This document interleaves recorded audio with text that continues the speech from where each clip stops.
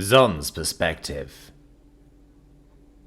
I look into the scowling face of the woman handcuffed to the table, opposite me. Her skin is pale. The sides and back of her head are shaven bald, and from the top of her scalp grows a narrow mohawk of curly scarlet hair, so voluminous that it gives the impression of her having a completely unshaven crown, despite only being a few centimeters wide. Her eyes are an uncannily familiar shade of emerald green.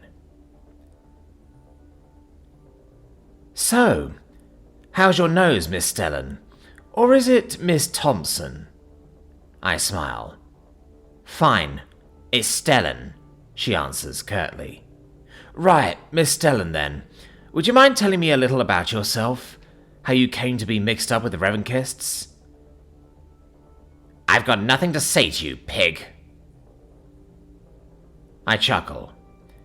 Miss Stellan, right now, you are under citizen's arrest. I'm not a law enforcer at the moment. This is just a friendly chat. Why would I want to have a friendly chat with someone holding me prisoner? We're not friends, she spits. Well, how else are we supposed to become friends? I smile. She stares at me incredulously for a few seconds before bursting into laughter. That's fucking rich. You are dreaming if you think you're going to trick me into telling you anything about us. I'm not trying to get you to tell me anything about the Revenkists. I'm asking you to tell me about yourself, I say sincerely.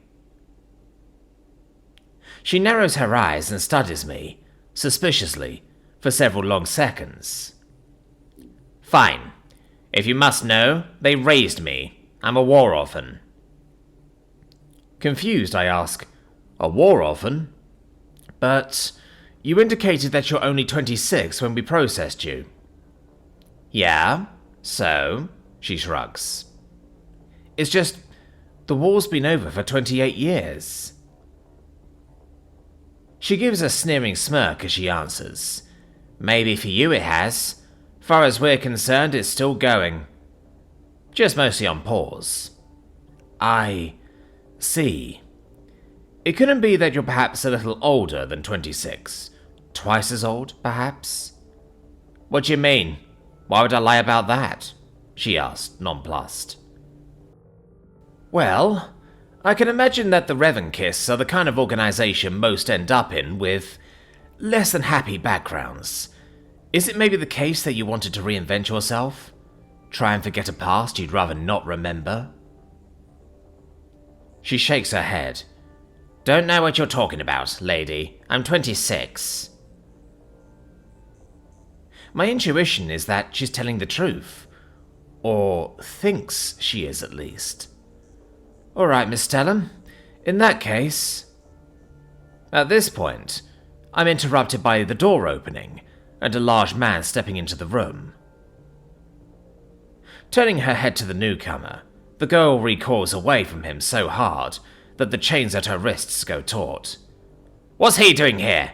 Get that fucking pervert away from me! I'm not a pervert. I'm your son, Mum, exclaims Victor, exhaustedly. You have got to be at least as old as me, dude. I'm not your fucking mummy, and I'm not interested in pretending to be. I don't care how much you paid her to make your fetish vids for you. I don't care how much she looks like me. I'm not Esme Reed. I'm not Esme Taylor either. I am Cara Stellan. She snarls, massively over-enunciating every phoneme in her name, as if talking to someone stupid or hard of hearing. You're misunderstanding on purpose, he sighs. I understand that you visited my cell half a dozen times since you captured me, calling me Mum and Esme every time, and kept trying to tell me about your damn videos. If you just spit in a tube... I don't know what weird freaky shit you want to do with my spit. No way. Miss Stellan, I interrupt, seeing that the conversation is going nowhere between the two of them. Victor here has explained the situation to me. I've seen the women in the videos, and frankly, I agree that this looks like more than a simple case of his mother being an uncanny doppelganger of yours. She opens her mouth to object, but I continue before she can. I'm not calling you a liar, Miss Stellan. I truly believe that you believe what you're telling me about who you are, but there's something going on here, and there's one easy way to know for sure what that is, and it's your DNA. Now, as I've said, we aren't law enforcers. We aren't legally empowered to sequence your genes without your consent.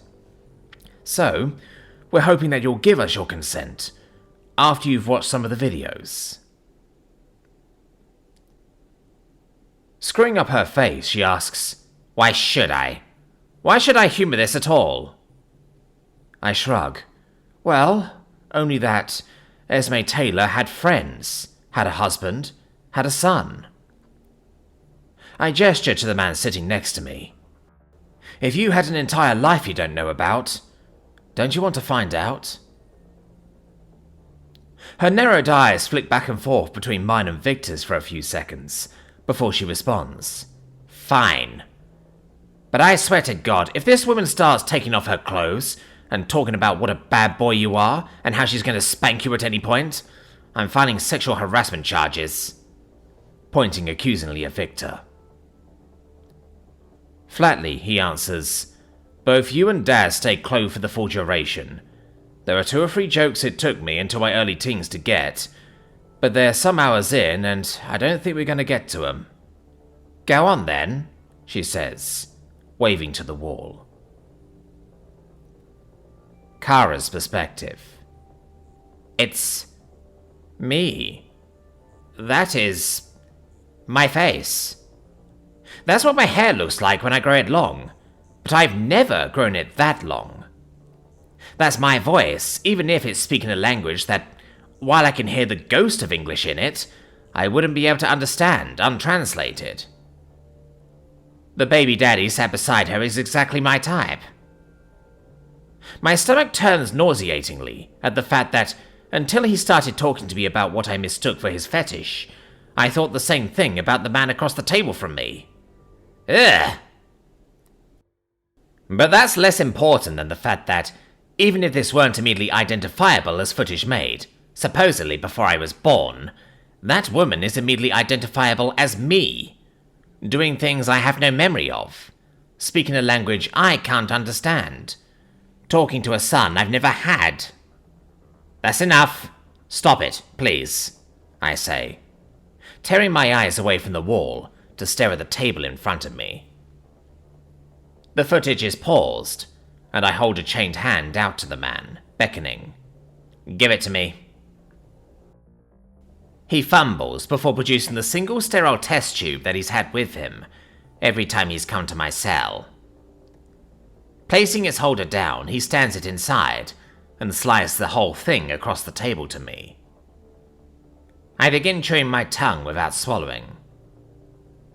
After about 30 seconds, the inside of my mouth is filled with enough saliva for me to pick up the tube, peel off the film, bring my lips to its rim, and draw several mils into it. I place the tube back down and slide it back across the table to the violet-eyed woman and the emerald-eyed man. Looking up into their faces, I ask, "Please, tell me who I am."